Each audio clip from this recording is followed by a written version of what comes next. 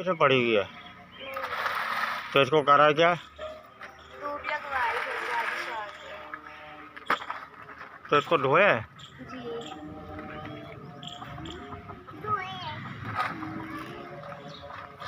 पापा जी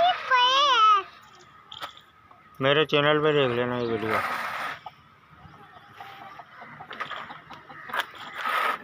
सही है जी। मेरा चैनल पता है यूट्यूब का नईम अब्बास F3G F3G। अभी मैं डाल लूँगा 6 घंटे के बाद अपलोड हो जाएगी।